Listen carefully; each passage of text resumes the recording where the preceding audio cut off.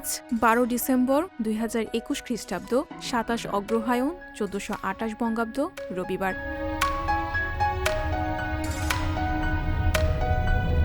১৯৭১ সালের ১২ ডিসেম্বরের এই দিনে বুদ্ধিজীবী হত্যার নীল নকশা তৈরি হয়।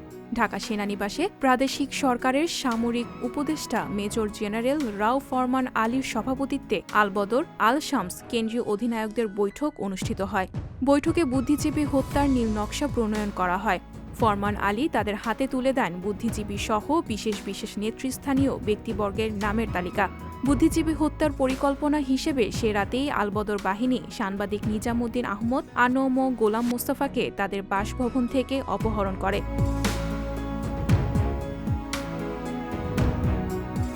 ’১৯৭১ সালের এই দিনে ৪ নম্বর সেক্টরের বীর মুক্তি বাহিনী হরিপুর আক্রমণ করে এবং পরদিন হরিপুর শত্রুমুক্ত হয়। নীলফামারী, গাইবান্ধা, নরসিংদী, সরিষাবাড়ী, ভেড়ামারা ও শ্রীপুর ওই দিন হানাদার মুক্ত হয়।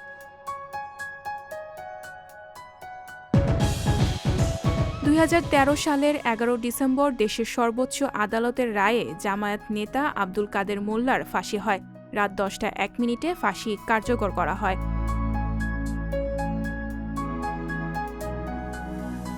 ১৯৯০ সালের ১১ ডিসেম্বরে এই দিনে দুর্নীতির অভিযোগে বাংলাদেশের তৎকালীন রাষ্ট্রপতি হুসেইন মোহাম্মদ এরশাদকে সপরিবারে গ্রেফতার করা হয়।